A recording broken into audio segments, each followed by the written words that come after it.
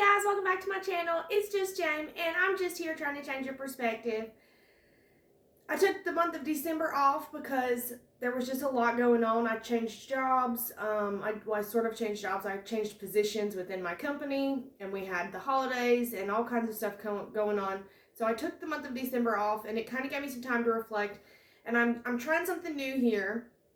Instead of just covering one thing at a time, there's just too much going on. So I've decided I'm just going to start doing a weekly review of some of the things that I think are just insane, just plumb nuts at this point.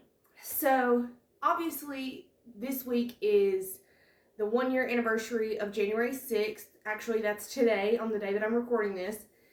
The Great Insurrection of 2021. And if you don't remember, that was following a Trump rally that was held in Washington, D.C., where basically everybody was upset about the voting system. Everybody was convinced that the election was stolen.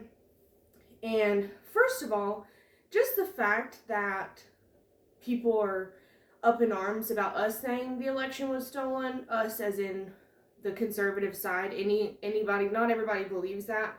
I, for one, I don't know what to believe. I'll be honest. I've seen a lot of stuff that really, and had a lot of questions that are not answered. I think a lot of things went really weird that night. I think that the fact that they just stopped bringing in votes, like they've never done that before. They took a break, and before the break, the whole United States was red, and after the break, the whole United States was blue. And the fact that our President Joe Biden never really campaigned. I thought that was really weird. And now, especially after seeing him in his first year in office, I got some questions about how he got all these votes and supposedly was the best president and the best candidate in all the world. And I just think some sketchy things happened. But regardless of what you believe, the whole insurrection thing, that happened a year ago today, and people have used that and clung to that as like the newest 9/11 or something like that. It's really been very surprising how much they have taken advantage of that situation and really used it and thrown it in our faces and tried to make us look bad. Even though the majority of the people there didn't break into the Capitol, they didn't do any damage, nothing happened, right? I mean, the one girl, Ashley Babbitt, died, and there was, I think, 2 police officers, I forget now, but and that's obviously horrible, but when you think about all the people that died during the protests, when you think about all the people that died, I mean, it's not something that we need to rewrite the Constitution over, you know what I mean? And of course, you have all these famous celebrities and all these different people rehashing it and talking about how it was just like the greatest sin in America, and when in reality it was just a period where Americans are frustrated. And I, for one, no, obviously I don't agree with people breaking in and doing damage to the Capitol, but at the same time, I want to see some action in our country. I want to see some people with some backbones, and I haven't been able to see that for a while. There's people here and there who are standing up and doing what's right, but a lot of people, by and large, are just kind of going with the flow, and it shows. And so I was kind of like, you know what, I know it's not the way I would do it, but at least you're doing something. At least you went, at least you marched, at least you're trying to do something. You can think I'm a terrible person for that. I don't really care. Like I said, I just think that it's a we the people thing, and at least we the people was doing something. Okay. The Guardian reported earlier this week that the United States has reached a record-breaking number of COVID cases, which I personally find to be shocking because I know how wonderful our vaccine is and how helpful it is. And so I'm just baffled as to why we have more cases now than we did 2 years ago, basically. According to the article, it says, this narrative that it's just a mild virus is not accurate. Peter Hotez, Dean of the National School of Tropical Medicine and Professor of Pediatrics at Baylor College of Medicine, told CNN, "We've just done a terrible job vaccinating our kids across the country. So even though there's a lot of happy talk about the Omicron variant, less severe disease, when you add up all the factors, we've got a very serious situation facing us in the country, especially for the kids, which is fascinating. I know a ton of people right now who have COVID. It seems like everybody, half the nurses where I work have been calling out with COVID. I have multiple friends who I don't even think got it the first time, and they've got it now. I don't know the first kid who's gotten COVID. Not one.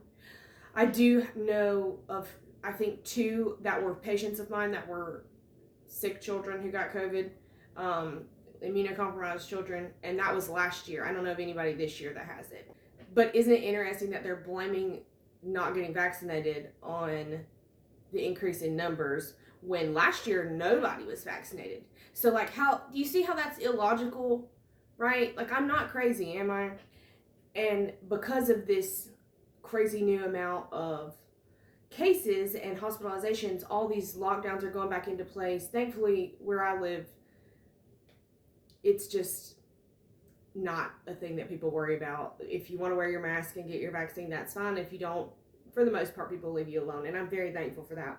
But places like Canada and the UK and Australia, where they're closing down schools again, they're closing down venues, bars, all these different things, that ruins people's lives. You can't separate people from their community. You can't take away their livelihood, their purpose for living, and then expect a flourishing economy and country and camaraderie and all the things that go along with that.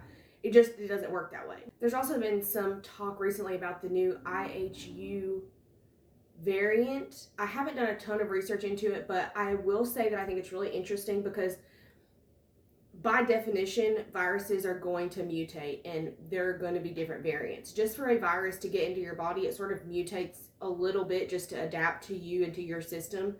And so I think that, in my opinion, it seems like a scare tactic when you just keep talking about new variants.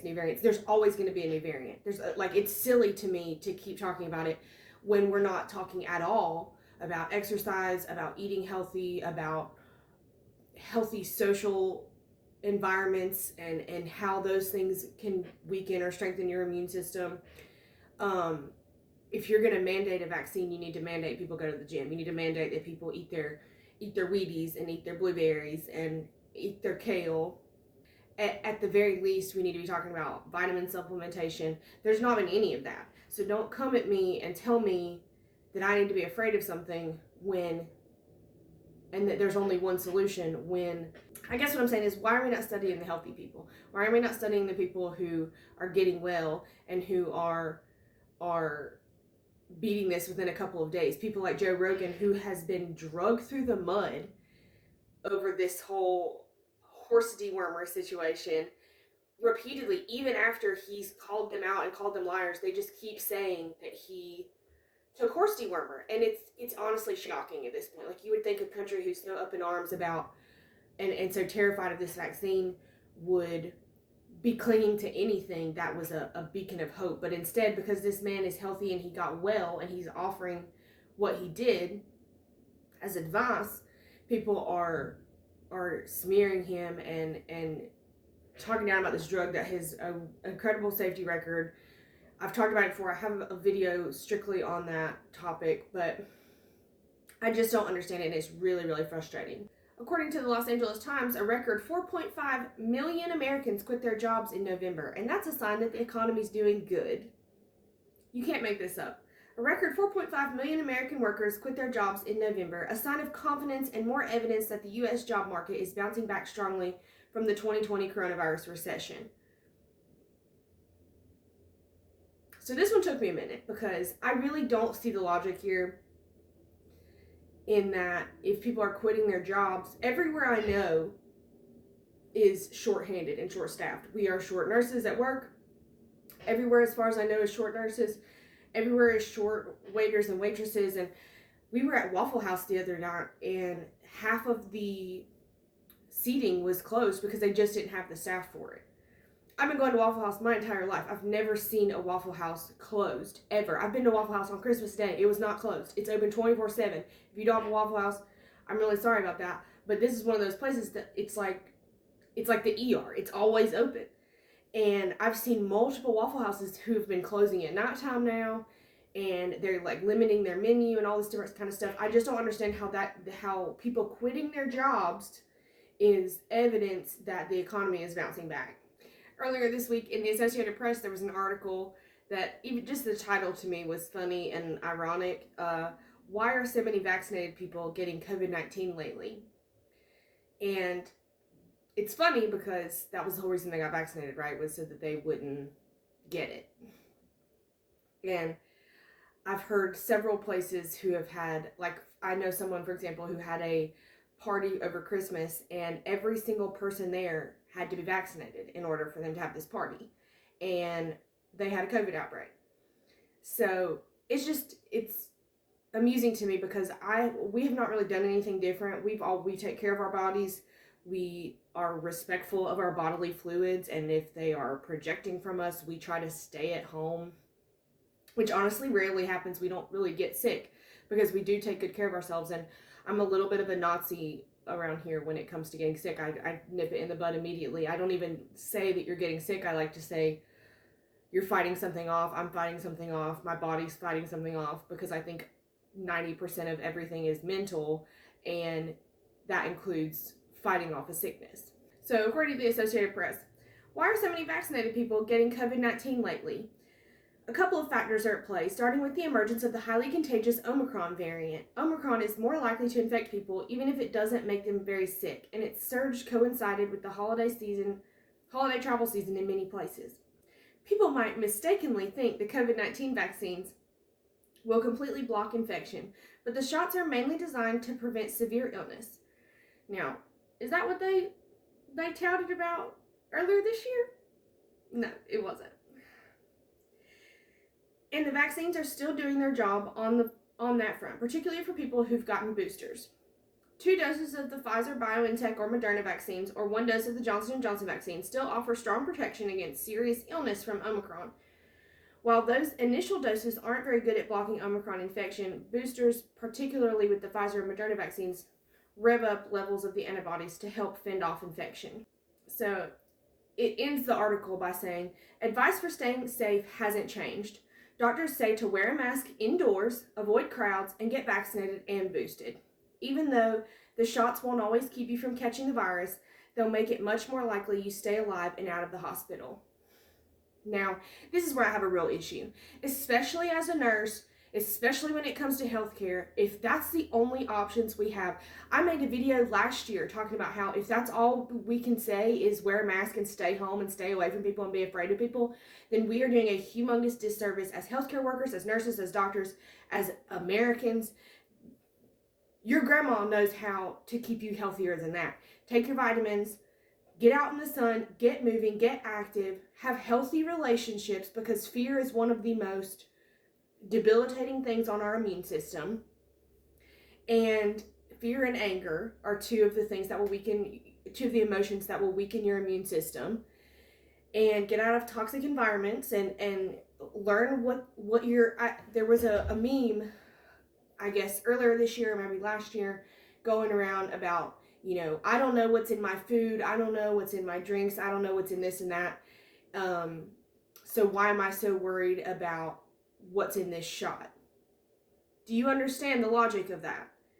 And first of all, I'm somebody who does know what's in my food and my water and my air. I'm somebody who's proactive about those things. I try really, really hard to be very cautious about what goes in my body. I try to only use things that are all natural and very mild and with minimal risk. And anywhere, it's been a process. Obviously, I didn't just wake up one day and my whole house was changed and all the products in it were changed. But over the years, we've changed out our water sources, we've changed out our medications because we don't really use medicines anymore. We are a very anti-pharmaceutical household. We use essential oils, which some people I know call them snake oils. I don't really care. They used oils in the Bible. I'm gonna use them in my house. We have learned a lot over the years about different ways to protect our body, and it shows. We have become healthier. we stay healthier. It takes significantly less time to fight off infections. And for me, I feel like a little bit better at this than Ryan was initially. When Ryan and I first started dating, he would get sick for a week at a time, and he was the worst patient in the entire world. And I started doing all the things with him that I was doing with me, and now he almost never gets sick. And if he does, he recognizes it immediately, and we jump on top of it. And it usually is just him saying, I just feel funny. I feel off. I don't have an appetite. I'm tired. Sometimes he's just crankier than normal. And that's an indication for one or both of us that, hey, something's not right. Let's get some vitamins in him. Let's take a hot bath, a hot shower. Let's get some essential oils going. Let's cut out sugar more than we already try to do. Things like that. My point being, on the whole point of that rant is to say, if that's all your government, if that's all that your healthcare workers can tell you is to wear a mask and stay home and keep your kids away from other people and vilify other people who are making different decisions than you, then they're not concerned about your health in the slightest. And you need to realize that. There was an article in Newsweek this week titled, Rhode Island Defends Using COVID-Positive Staff Over Unvaccinated Healthcare Workers. And it goes on to explain that the Rhode Island Department of Health stands by the decision to allow COVID-positive healthcare workers to return to their jobs instead of rehiring unvaccinated workers who were terminated because of their inoculation status. What? So you would rather, so the whole point of this, the whole point of the vaccine is to prevent from getting the virus, but you would rather keep people at work who are COVID positive than just have more staff, when in reality, the majority of people that I know who have been who have COVID right now are vaccinated. I know 2 people who are not vaccinated who have COVID. Every other person, and I'm talking probably 15 people have COVID or just got over COVID, and I hear every day somebody else is telling me, and I don't know if it's just because I'm so vocal about it that I hear more. I don't know, and I know it's strictly anecdotal, but the point is that vaccinated people are getting it. They're getting sick. Okay, so how is that any different? And again, I said it in other videos, there have been top virologists and epidemiologists who came out last year talking about how they were concerned that if we mass vaccinated on this level, we could potentially force mutations, which is what we're seeing, and force the virus's hand to where it has no choice but to mutate. And so we've seen that. Last year we didn't hear anything about different variants, did we? And all of a sudden this year we've got the Delta variant, the Omicron variant, the IHU variant. I know I'm missing one, but it's just fascinating that they would rather have a vaccinated person with COVID than an unvaccinated person without COVID working. Even though, again, I'll say, the only people taking care of others in the hospital last year were unvaccinated people. Like, honest to God, the insanity has no end. So in other news, you may have heard that Marjorie Taylor Greene, who is a sitting member of Congress, as well as Dr. Robert Malone, who is an epidemiologist or virologist. I really am not entirely sure. He's a very smart man. He had a lot to do with designing the technology of the mRNA vaccines. Both of them this week were removed from Twitter. And I know that some people don't really care about Twitter and you really don't think it's that important, but a lot of big things happen in Twitter, and they have now successfully banned a sitting president, a member of Congress, and a doctor who is speaking out about this. And I get so frustrated because people will say, well, you need to let the doctors talk, and you need to do this, and you need to do that. Okay, well, we have doctors talking, and they're being actively, obviously, openly censored, removed from public platforms. And you can say what you want about free speech, and yeah, well, they have the freedom to say what they want, but they don't have the freedom to say it to whoever they want, kind of thing. That's a violation of free speech, first of all. Second of all, we clearly don't have a handle on this thing, because as you remember earlier in this little talk, when we heard that we had a record number of cases, Like, why are we not letting people speak their piece about this? Why are we, when we clearly don't have a handle on it, when people are, when vaccinated and unvaccinated are getting sick and numbers are higher than ever, why are we not accepting and embracing the things that Joe Rogan has talked about, the things that Dr. Robert Malone has talked about, Dr. Peter McCullough has talked about? These are important things, and these doctors and scientists are actively not, like, 100% not allowed to talk to, like, the news doesn't care what they have to say. You never hear anything nice about them. Their names have been smeared through the mud. And for a lot of people, they don't know they exist. They don't know anything about them other than maybe whatever smear campaign tactic has been used. But otherwise, that's it. So that's pretty frustrating. And I guess lastly, we'll just end on this. If you were following, and I hope you were, the Ghislaine Maxwell trial finished. It was not publicly aired, which is really, really annoying because of all the things that deserve to be public. I feel like child sex trafficking is one of them. She was convicted. However, no names were named. She never said anything about anybody she was working with. She was an accomplice. She was helping these men, these wealthy people, get these children, right? So she was kind of like the middleman. So why was there no other discussion? Why? And now all the documents are resealed and we have no information. Where is the feminist movement in this? Like, why are you guys not speaking up? Why are women not shouting from the rooftops, hey, why is she the only one going down for this, when these dirtbags obviously had something to do with it, right? So that's been really irritating to me because I'm about the least feminist person that I know, and I'm up in arms about it, and it's like nobody cares. I don't understand that. So anyway, that is the latest news that I found interesting this week. If you stayed to the end of this episode, thank you very much for watching.